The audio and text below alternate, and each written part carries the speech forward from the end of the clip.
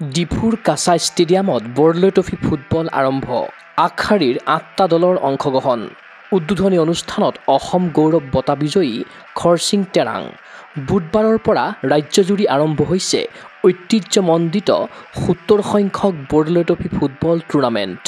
বৰদলৈ ট্ৰফীৰ নতুন মডেল অনুসৰি প্ৰতিযোগিতাৰ মূল উদ্যোক্তা গুৱাহাটী ক্ৰীড়া সন্থাই ৩৫খন জিলা ক্ৰীড়া সন্থাক জিলা পৰ্যায়ৰ মেচসমূহ আয়োজনৰ দায়িত্ব প্ৰদান কৰিছে। ইয়াৰ সমান্তৰালভাৱে কাৰ্বি আংলং জিলা ক্ৰীড়া সন্থাইও ডিফুৰ কাছা ষ্টেডিয়ামত আয়োজন কৰিছে ৭০ সংখ্যক বৰদলৈ ট্ৰফী ফুটবল টুৰ্ণামেণ্টৰ জিলা পৰ্যায়ৰ মেচ।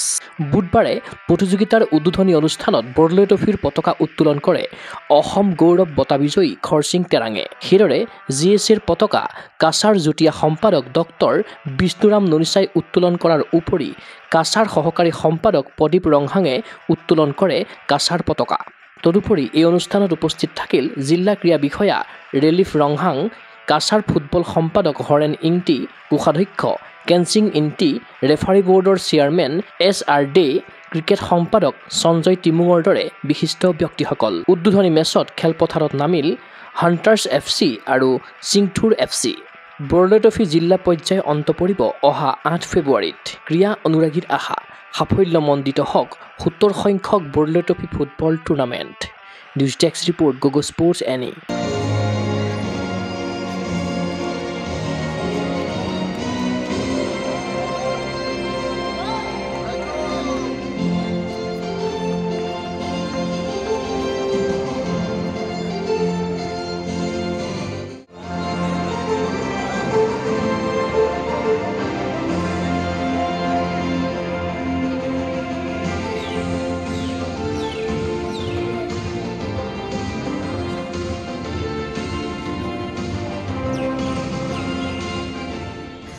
গুৱাহাটীৰ মাজমজিয়াত নৰ্থ ইষ্টৰ প্ৰথমখন এক্সক্লুচিভ মাৰ্চেল আৰ্টছ সামগ্ৰীৰ শ্ব'ৰুম তথা বিপণী Tirupati sports.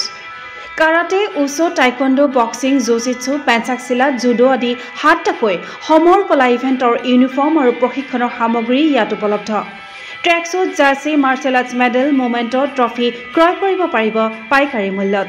Football, volleyball, basketball, cricket আদি ইভেণ্টৰ সামগ্ৰীৰ ছাপ্লাইৰ বাবে অৰ্ডাৰ ওলোৱা হয়। কাৰাটে, টাইকোৱাণ্ডোৰ নেশ্যনেল ফেডাৰেশ্যনৰ দ্বাৰা এপ্ৰুভড ব্ৰেণ্ড আৰু আপ টু ডেট সামগ্ৰীৰ বাবে একমাত্ৰ বিশ্বাসযোগ্য আৰু নিৰ্ভৰযোগ্য প্ৰতিষ্ঠান। ঠিকনাটো হৈছে doctor B Barua road, house number 52, first floor, Ulubari, Guwahati 7। Phone number 9085083493। Email sanju_regal@rediffmail.com।